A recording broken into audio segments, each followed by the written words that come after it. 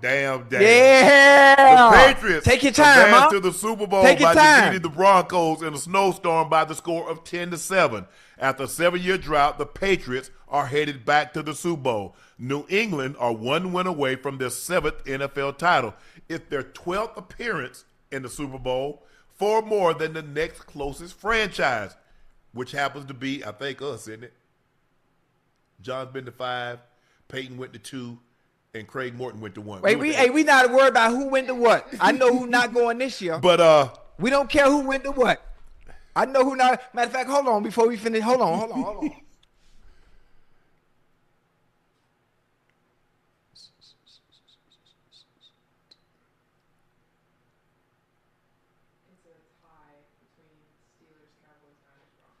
Okay. Man, here he go with some bull jack. Come on back, man. You ain't in show business.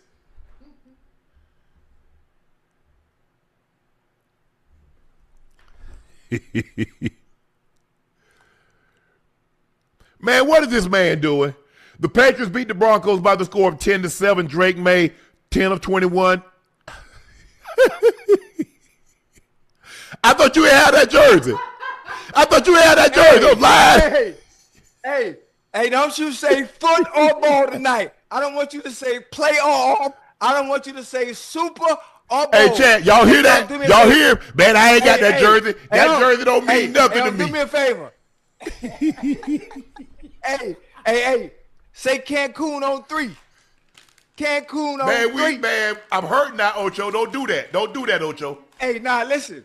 Hey, they going to the Super Bowl. I just happen to have a jersey from when I played there. I ain't really do much there, which is why I don't really claim you got it actually framed, playing there. So clearly it means something. Huh? Oh, no, it means something because, no, I ain't framed this. Somebody took it and framed. They gave it to me as a gift, so I kept it. I was like, well, what you send me that for? I ain't do nothing while I was there. I said, well, use a part That's of the jersey you wore in the Super Bowl, I bet you. Exactly, because you got it framed. Yeah, hey. Yeah, but hey, that's me though. That's me right there. The New England Patriots win by the score of 10-7. Drake Maye was 10 of 21, 86 yards. They ran the ball 38 times for $141. They had less than 200 yards of offense. It was look. Both teams had to play in that weather. I don't want to. I'm not going to blame it on the elements. Because it wasn't like the Patriots were playing in a dome and the Broncos were playing outside. But I will say this. Right. I think Sean Payton started to believe his own supply that Jared Stidham could win him the game. Because if Sean Payton is as smart as I think he is, he looks at that weather forecast and say there's going to be a storm moving in the second half. Points are going to be at a premium. Now, we talk about this all the time, Ocho. We say when you have the momentum, how much separation can you put between you and the team that you have the momentum of? Yes. They had all the momentum, and all they had was a 7-point lead. One mistake by Stidham, and all of a sudden it's a 7-7 ball game. Now you've got to fight. Okay, they get a field goal. It's 10-7. And the Broncos get the ball. I said, and I tweeted, this is the Broncos' best chance. They had them backed up. The guy shanked the ball. They get the ball at the 35-yard line. And they can come away with nothing. Now, it's being reported now that Will Lutz, said that he might have been too close because they couldn't tell the distance between, where the yard line was, because you're supposed to be like 7 yards back, and it was shorter, and the guy got it tipped, and he got blocked. But I don't know why everybody was so confident in Stidham. He was in New England. He was supposed to be Tom Brady's backup.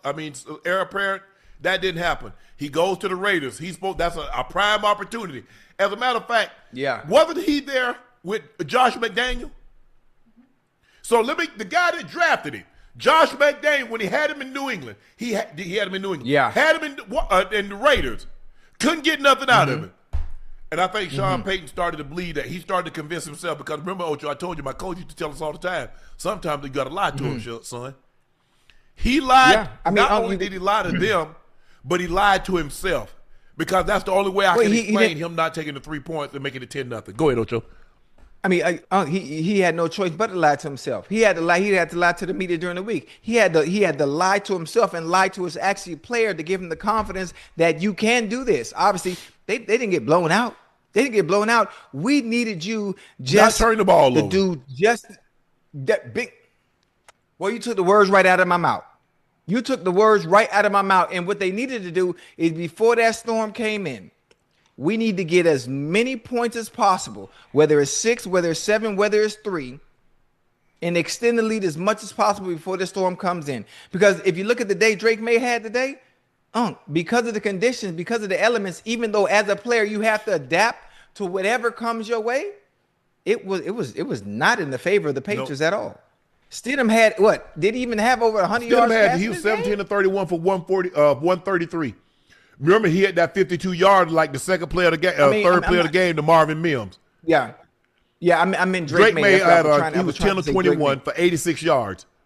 86. And he had a long of 31.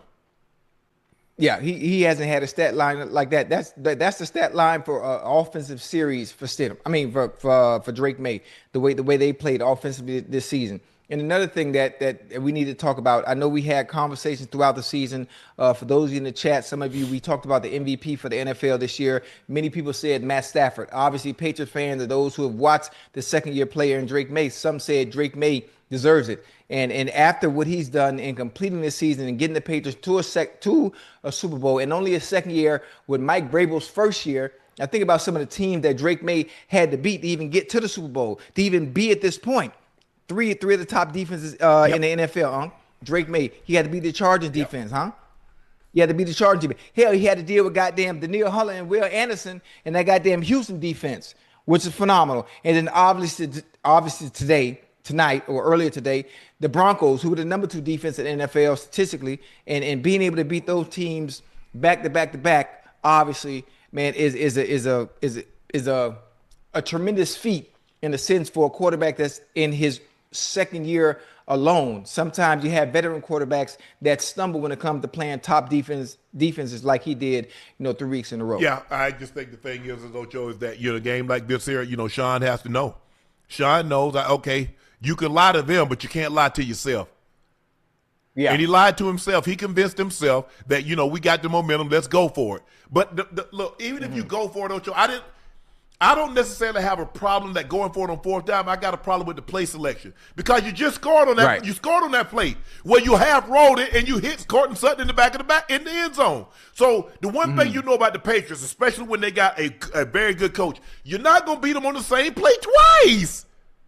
Yeah, no. And you're rolling it to the short side of the field, and you're rolling with a guy that ain't got no wheels. He can't run.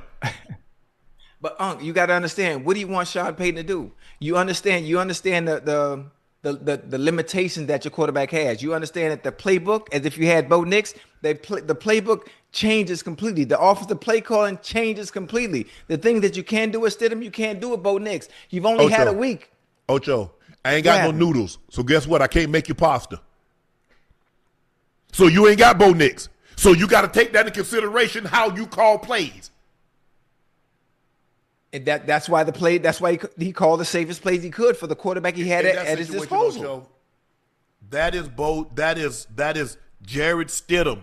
He's a guy. Yeah. He's just a guy. There's nothing special. He has an average arm. He has no speed. He doesn't do anything that you says, you know what?